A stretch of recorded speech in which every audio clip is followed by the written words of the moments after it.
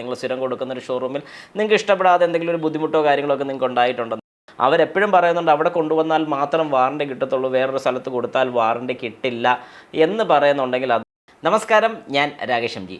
നമ്മുടെ വാഹനത്തിന് എന്തെങ്കിലും കംപ്ലയിൻറ്റ്സ് വന്നു കഴിഞ്ഞാൽ, കംപ്ലയിൻറ്റ്സ് ഞാൻ ഉദ്ദേശിച്ചത് നമുക്ക് നോർമൽ വാറണ്ടിയോ അല്ലെങ്കിൽ എക്സ്റ്റൻഡഡ് വാറണ്ടിയൊക്കെ ഉണ്ടെങ്കിൽ ആ വാറണ്ടിയിൽ തീർക്കാൻ പറ്റുന്ന ഏതെങ്കിലും ഒരു കംപ്ലയിൻറ്റ് വന്നാൽ സ്ഥിരം കൊടുക്കുന്ന ഷോറൂമിൽ തന്നെ കൊടുക്കേണ്ട ആവശ്യമുണ്ടോ, അതോ മാറ്റി കൊടുക്കുന്നതുകൊണ്ട് എന്തെങ്കിലും പ്രശ്നമുണ്ടോ? അതായത് നിങ്ങൾ സ്ഥിരം കൊടുക്കുന്ന ഒരു ഷോറൂമിൽ നിങ്ങൾക്ക് ഇഷ്ടപ്പെടാതെ എന്തെങ്കിലും ഒരു ബുദ്ധിമുട്ടോ കാര്യങ്ങളോ ഒക്കെ നിങ്ങൾക്ക് ഉണ്ടായിട്ടുണ്ടെന്നുണ്ടെങ്കിൽ, അല്ലെങ്കിൽ അങ്ങനെ എന്തെങ്കിലും മോശമായിട്ടൊരു അനുഭവം ഉണ്ടായിട്ടുണ്ടെന്നുണ്ടെങ്കിൽ അടുത്തൊരു സർവീസ് സെൻറ്ററിൽ കൊടുത്തു കഴിഞ്ഞാൽ നമുക്ക് വാറണ്ടി കിട്ടുമോ? ഇങ്ങനൊരു സംശയം പലരുടെ മനസ്സിലുള്ളൊരു കാര്യമാണ്.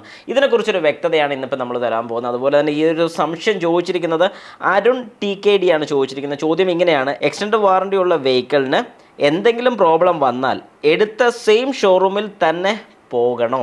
ഓക്കെ, അപ്പോൾ അതിൽ ഞാൻ പറഞ്ഞൊരു വ്യത്യാസമുണ്ട്. അതായത് നമ്മൾ വാഹനം പർച്ചേസ് ചെയ്ത സെയിം ഷോറൂമിൽ തന്നെ ചെയ്യേണ്ട കാര്യമുണ്ടോ, അതോ നമുക്ക് ഇഷ്ടമുള്ള ഏതെങ്കിലും ഷോറൂമിൽ കൊടുക്കാൻ സാധിക്കുമോ എന്ന് ചോദിച്ചു കഴിഞ്ഞാൽ നമുക്ക് ഇഷ്ടമുള്ള ഏത് സർവീസ് സെൻറ്ററിലും കൊടുക്കാൻ സാധിക്കും. അന്നേരം കുറച്ച് പേർക്കെങ്കിലും സംശയം വരും, നമ്മൾ സ്ഥിരം കൊടുക്കുന്നത് ഇന്ന സർവീസ് സെൻറ്ററിൽ, അല്ലെങ്കിൽ ഞങ്ങൾ വാഹനം വാങ്ങിച്ച ഈ ഒരു സർവീസ് സെൻറ്ററിലാണ്, അവരെപ്പോഴും പറയുന്നുണ്ട് അവിടെ കൊണ്ടുവന്നാൽ മാത്രം വാറണ്ടി കിട്ടത്തുള്ളൂ, വേറൊരു സ്ഥലത്ത് കൊടുത്താൽ വാറണ്ടി കിട്ടില്ല എന്ന് പറയുന്നുണ്ടെങ്കിൽ അത് തെറ്റായ ഒരു രീതിയാണ്. അത് നിങ്ങളെല്ലാവരും മനസ്സിലാക്കുക. അതായത് ഇപ്പം നിങ്ങളൊരു ടൊയോട്ടയുടെ വാഹനമാണ് എടുത്തിരിക്കുന്നത്. ടൊയോട്ട ഏതൊക്കെ ഡീലർഷിപ്പ് ഉണ്ടോ അവിടെ എവിടെ ചെന്നാലും നിങ്ങൾക്ക് സർവീസ് എല്ലാം സെയിം ആയിരിക്കും. അതിപ്പോൾ എക്സാമ്പിൾ മാരുതി ആണെങ്കിൽ തന്നെ മാരുതിക്ക് ഒരുപാട് ഡീലേഴ്സ് ഉണ്ടെന്ന് നിങ്ങൾക്കറിയാം.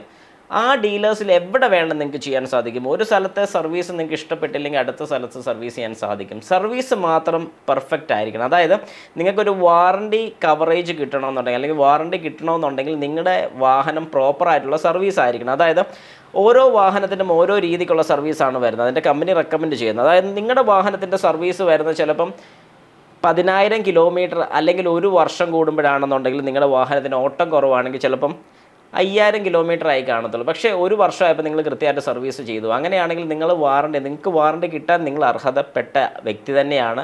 ഏത് സർവീസ് സെൻറ്ററിൽ ചെയ്തു എന്നുള്ളതിൽ അർത്ഥമില്ല. നിങ്ങൾ ചെയ്യുന്ന ഒരു ഡീലർഷിപ്പിൽ തന്നെയാണെങ്കിൽ ഉറപ്പായിട്ടും നിങ്ങൾക്കത് വാറണ്ടി ക്ലെയിം ചെയ്യാൻ പറ്റുന്നതാണ്. അതുകൊണ്ട് ഇനി ഇങ്ങനെ ഒരു സംശയം നിങ്ങളുടെ മനസ്സിലുണ്ടാകാൻ പാടില്ല. ഏത് സ്ഥലത്ത് നിങ്ങൾ സർവീസ് ചെയ്യുമെന്ന് പറഞ്ഞാലും, പക്ഷേ ഒരു കാരണവശാലും പുറത്ത് സർവീസ് ചെയ്യുമെന്ന് പറഞ്ഞുകൊണ്ട് പിന്നെ കമ്പനി വന്ന് ക്ലെയിം ചെയ്യാൻ വേണ്ടി അല്ലെങ്കിൽ വാറണ്ടിക്ക് സംബന്ധമായിട്ട് എന്ത് കൊടുത്തെന്ന് പറഞ്ഞാലും കിട്ടില്ല.